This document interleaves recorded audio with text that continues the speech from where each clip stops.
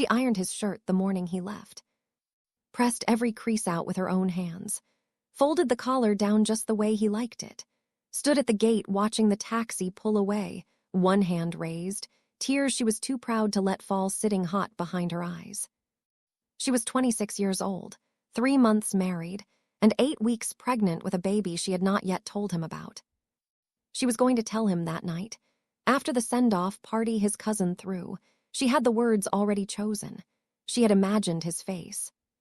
But the party happened, and he was so full of excitement and plans and the enormous crackling energy of a man about to start a new chapter, and she looked at him across that room and thought, not tonight. Let him have tonight. Tell him tomorrow. He flew out at 6 the next morning. She never told him. And 2 days after that, standing in a bathroom at her office, she miscarried alone. She went back to her desk. She answered her emails. She did not cry until she was home, in a silence so complete it had a texture. She told exactly one person what happened that day. And that one person's decision, made quietly, with love, across the 10 years that followed, is what this story is really about. Stay with me. Because I promise you, this story does not end where you think it ends. And the person who will surprise you most is not Emeka. It is not even Adiz. Adiz Akhafer grew up in Enugu, eldest of 4. The one who held things together before she was old enough to understand what holding things together cost. She met Emeka Chukwu at a mutual friend's birthday in Surulere. He was 27, loud in the best way, the kind of man whose laugh you heard from across the yard and already wanted to be part of. She was 25, quieter, watchful, the kind of beautiful that sneaks up on you. He asked for her number by pretending he needed a restaurant recommendation. She gave it to him because she knew exactly what he was doing and found it charming enough to let slide. 6 months later, he proposed in her family sitting room, on one knee, in front of her father who looked at him for a long time before nodding once. They married on a Saturday in April. The photographs were This is everything I extraordinary. dreamed of. Adiz in And so champagne much and more, gold, my a love. oak, glowing the way a woman glows when she has not yet learned to question the man holding her hand. Emeka with an expression that can only be described as a man who cannot believe his own luck. There was one other person at that wedding who mattered more than anyone would understand until much later. Mama Emeka, Eunice Chukwu, 61 years old, a woman who had buried a husband, raised 3 children alone, and loved all of them with the specific ferocity of someone who understands that love and loss live in the same house.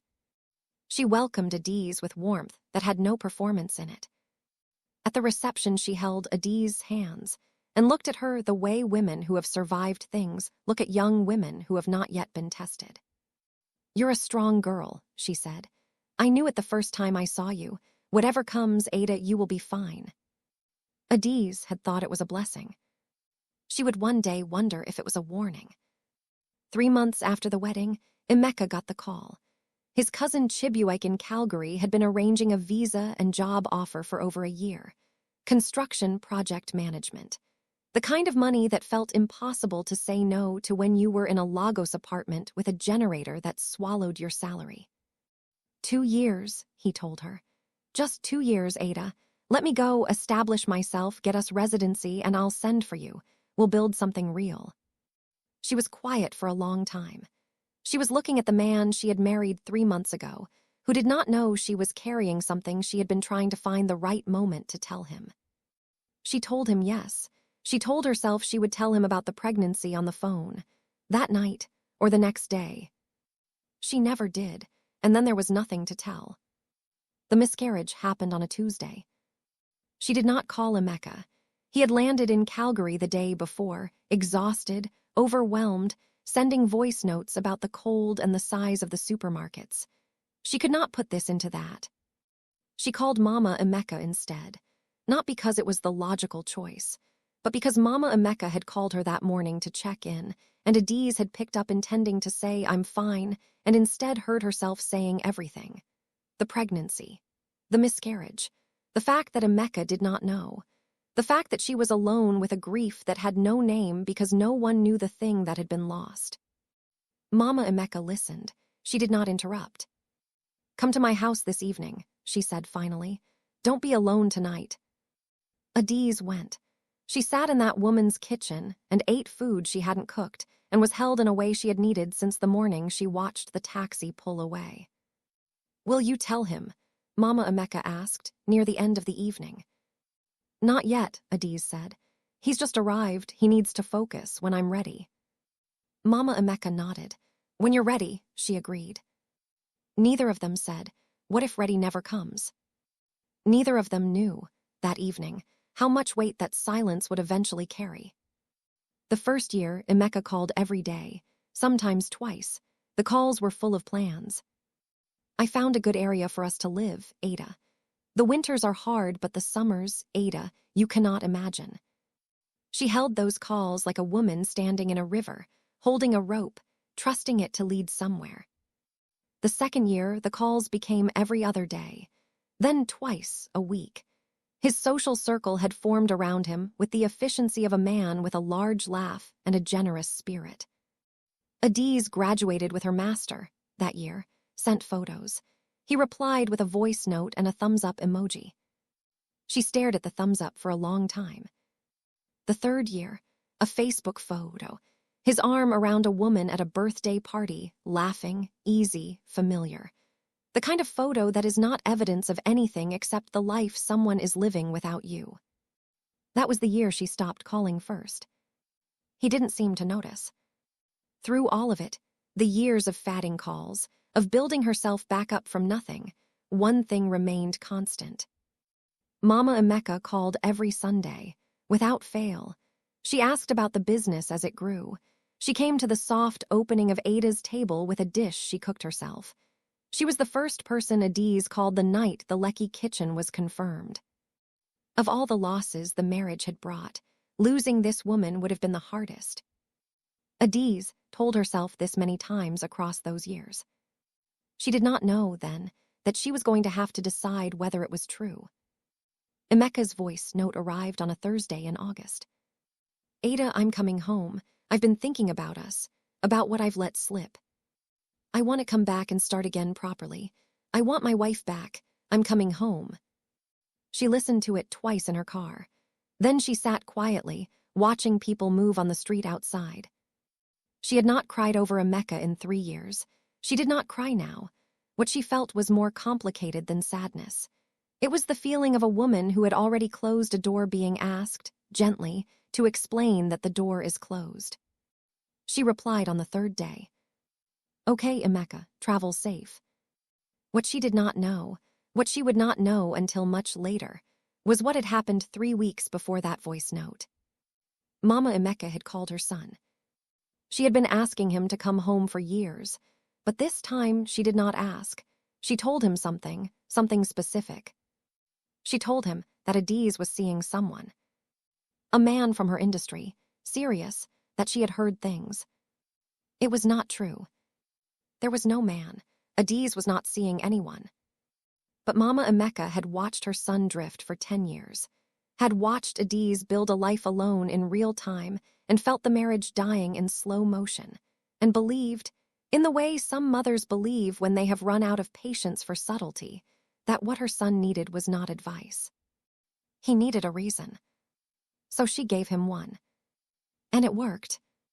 Emeka booked his flight the next day. He told himself it was because he had always meant to come home, that this was simply the moment that finally clarified things. He did not examine too closely why clarity arrived the day after his mother's call. Some things we choose not to examine because the examination would require us to answer for ourselves. The paperwork had been ready for 6 months before Emeka's voice note arrived. Funk, her lawyer, a precise woman who had watched Adiz carry this marriage on her back for years, had the documents prepared and waiting. All Adiz needed was a moment she felt was right. She had promised herself she would do it with dignity, that she would look the man in the eye, that she would not send a WhatsApp or have a letter couriered to Canada. She was waiting for the right moment. What she did not expect was that the right moment would arrive for the wrong reason. 2 weeks after Emeka's voice note, she called Mama Emeka. as she always did, as had become the rhythm of their relationship across 10 years. Somewhere in the middle of the call, she mentioned that Emeka was coming home. And then, calmly, she asked, "Did you tell him something to make him come back?" A pause, long enough to be its own answer. "I told him what he needed to hear," Mama Emeka said. "Did you tell him I was seeing someone?" Silence. "Ma." "Adiz, he was never going to come home on his own. I had to." "I'm not asking about that yet," Adiz said. Her voice had gone very quiet. "I'm asking you something else, something I should have asked a long time ago." And then she asked it. "The baby, Ma, did you ever tell him?" The silence this time was of an entirely different quality. Not defensive, not panicked. The silence of a woman who had carried something for 10 years and had known, somewhere underneath all the justifications, that one day she would have to set it down. "I didn't think it would help," Mama Emeka said finally. "You had already lost it. Telling him would only have caused pain and—" "You decided that," Adiz said. "You decided that for me, for him, for both of us." "I was protecting." "I know what you were doing," Adiz said. And then she said the rest, carefully, without raising her voice. "For 10 years I believed I had made a choice. I thought I chose not to tell him about the pregnancy or the miscarriage, that those were my decisions made for my reasons at a time when I was trying to protect everyone. I made peace with those choices. I carried them. But what I discover now is that you were also carrying them, that you had also decided independently to keep this from him, and I was never told that. I was never asked. And I do not know, Ma, I genuinely do not know which decisions were mine and which ones you made for me, and I cannot live inside that uncertainty any longer." Mama Emeka did not speak for a long time. When she finally did, her voice was the voice of a woman who loves fiercely and imperfectly and knows it. "I'm sorry, my daughter." Adiz believed her, entirely. It did not change anything. She signed the papers the next morning. He arrived on a Thursday morning in October. The welcome party was his mother's idea, small, just family and close neighbors. Jollof rice, peppered snail, cold drinks. The kind of gathering that feels like a second chance even before anyone has spoken. Emeka stepped out of the car looking prosperous. 10 years abroad had settled on him well, a certain ease, the polish of a man who had lived without having to explain himself to anyone. He hugged people. He accepted teasing about his accent and laughed that big laugh. He kept glancing at the gate. She arrived at 7. Simple black dress, hair pulled back, small gold earrings, no performance. She moved through the gathering, greeted people warmly, and no one watching her would have known what was in her handbag. When she reached Mama Emeka, she stopped. She took the older woman's hands in both of hers and held them, longer than a greeting requires. Mama Emeka's eyes filled. Adiz did not. She had already done that. Then she turned to Emeka. 10 years sat between them, like furniture neither of them owned anymore. "Welcome back." "Ada," his voice cracked on the word. "You look." "Thank you." She reached into her handbag. The brown envelope made a soft sound as she placed it on the table. "I had my lawyer prepare these. You'll find everything is fair. I've asked for nothing from you, just a clean end." The party went completely still. His mother's hand froze midway to her drink. His cousin, the loud one, said nothing for the first time in his adult life. A generator hummed somewhere down the street, indifferent to all of it. Emeka stared at the envelope, at her face, at the envelope again. "Ada, I came back. I'm here. I came back for you." She looked at him for a long moment. "I know why you came back," she said quietly. "I know exactly what you were told, and I need you to understand something before you read those papers. The man she told you about doesn't exist. There was no one else. I want you to know that clearly, so there is no confusion about what this is." Emeka's face changed, the color draining, the pieces assembling themselves into a shape he did not want them to make.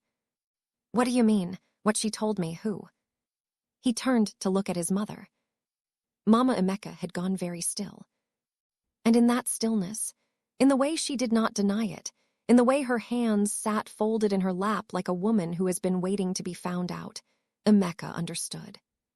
He looked back at Adiz. Ada, I didn't know. I swear to you, if I had known she. I know you didn't know, she said. I'm not angry at you for coming home, Emeka. I'm not even angry at you for everything else.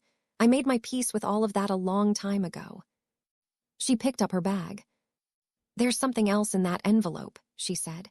Under the legal documents, a letter, read it when you're alone. What does it say? She paused at the edge of the gathering, and for the first and only time that evening, something moved across her face that was not composure.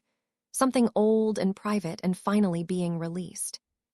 It says the things I should have told you the night before you left. The things that were mine to tell, and that I did not tell, and that someone else decided to keep instead. It says what we lost, before we ever really lost each other. She walked to the gate, she opened it, she stepped through. The gate closed behind her with a soft, final click. Not anger, not performance, just the sound of a woman who had finished carrying things that were never only hers to carry. Emeka read the divorce papers at his mother's kitchen table that night. Every page. Funk had been thorough. Adiz's signature neat and unhesitating at the bottom of each one, dated 6 weeks prior.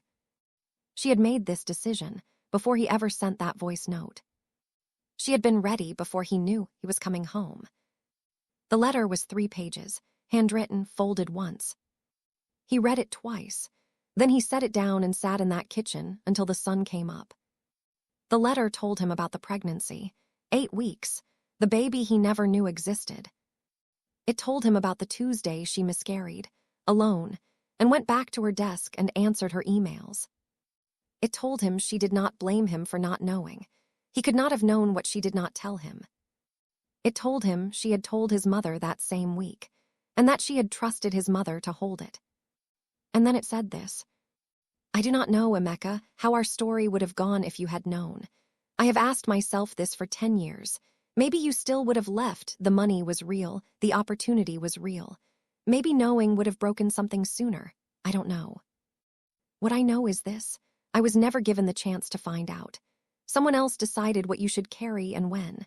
And by the time I understood how much of our marriage had been arranged by someone who loved us both but could not stop managing us, there was nothing left to save.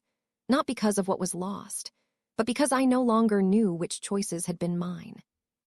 I forgive you for leaving. I forgive you for staying away, and I have made my peace with the years that passed.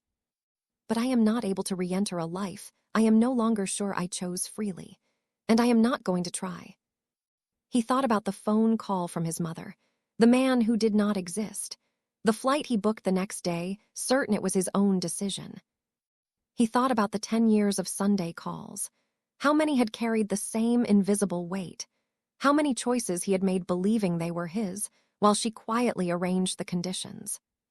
He thought about a woman who lost a baby alone and told no one but a mother-in-law who then held that secret for a decade, using it like a stone in a pocket, not maliciously, but with that specific maternal conviction that the ones you love cannot be trusted to survive the truth. He wept. Not for the marriage. He understood now that the marriage had been over for years. He wept for the baby he never knew, for the woman who ironed his shirt and held something unbearable alone and said, "Not tonight. Let him have tonight." For every version of their story that had been quietly prevented from happening by someone who loved them too much and trusted them too little. He sat in that kitchen until the sun came up. Emeka signed the papers 3 weeks later. Before he did, he called her once. She picked up. He had not expected her to. "I read the letter," he said. "I know," she said. "I'm sorry for all of it, for the years I was gone, for the way I was gone, for the baby, Ada. I'm sorry I wasn't there." She let the pause be what it was. "I know," she said again, softer. "I know you are. Sign the papers, Emeka. Go build the life you went to build. You're a good man. You were just not here, and I needed someone here." He did not ask her to reconsider. He understood, finally, that it was not his right to ask. He and his mother did not speak for 2 months. When they finally did, She called him on a Sunday evening and did not make excuses. "I was wrong," she said. "I thought I was protecting you both. I was wrong." He told her he forgave her. He meant it. Forgiveness, he was learning, is not pretending something didn't happen. It is the decision to stop letting it be the biggest thing in the room. Ada's table turned 5 in December.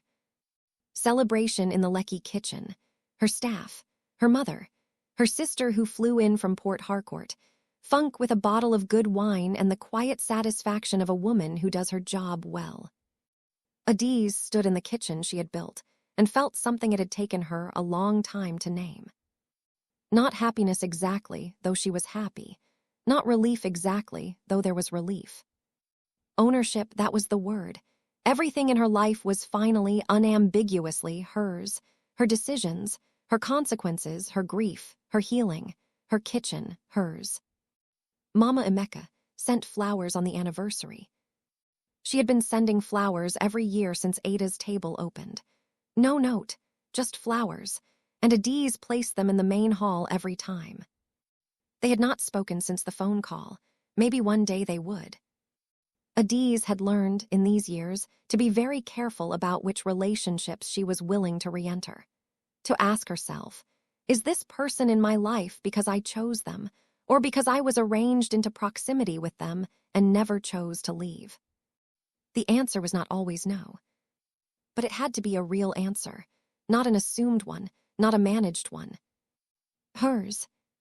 On the wall of Ada's table, behind the pass-through where the chefs called orders and the air smelled of palm oil and garlic, and something always caramelizing, she had hung a single framed sentence.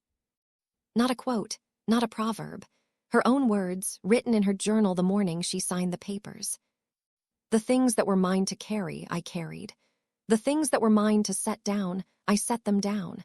I will not confuse the two again. Every morning when she walked into her kitchen, she read it. Most days it felt like a reminder. Some days it still felt like a promise. Before you go, I told you at the beginning that this story does not end where you think it ends. I told you the person who would surprise you most was not Emeka. It was his mother. Because Mama Emeka is not a villain. She is something more complicated and more human than that. She is a woman who loved two people and did not trust either of them to survive the truth, who made decisions in their names with their lives because she believed, genuinely, that she knew better. And the terrifying thing about Mama Emeka is that you know someone like her. You might have been someone like her, in a smaller way with smaller stakes. The person who decides what a friend needs to hear and what they can be spared. The one who gives someone a reason to act when the real reason feels too complicated. The one who manages and arranges and protects until the protection becomes its own kind of damage. Love is not always enough to justify the decisions we make in its name. And what about Adiz? She didn't only lose a marriage. She lost the certainty of her own choices. The grief of not knowing which decisions were truly yours, that is a specific kind of wound that has no ceremony. No one brings food to your house for it. What she did with that wound is the whole story. She did not burn anything down. She did not perform bitterness for an audience. She took the grief and the anger and her hard-earned clarity about who she was, and she turned it into a kitchen, and a name on a wall, and a sentence she reads every morning. Here is what I want you to take from this story. The people who love you are not always careful with your choices. They carry things you told them in grief, past the moment when those things should have been returned to you. They make decisions on your behalf with good intentions and no permission. They manage your life at the margins while calling it care. And you may not know it for years. When you find out, and you will, the question is not, how do I punish this person? The question is, which decisions are mine now, and what do I build with them? She stood at the gate and watched the taxi pull away. She was 26, and she did not know what was coming. At 36, she was still standing, but on different ground. Ground she had chosen, ground she had laid herself. And nobody, not the husband who left, not the mother who managed, not the decade that tried to use her up. Nobody had put it there but her. If this story moved you, you know what to do. Like, share, and subscribe. And I need the comments on this one. Was Mama Emeka wrong, or was she just a mother doing what mothers do? Was Adiz right to walk away from her too after everything? And what would you have done with that letter, written it or burned it? Drop your city, drop your thoughts. I read every single one. See you in the next story.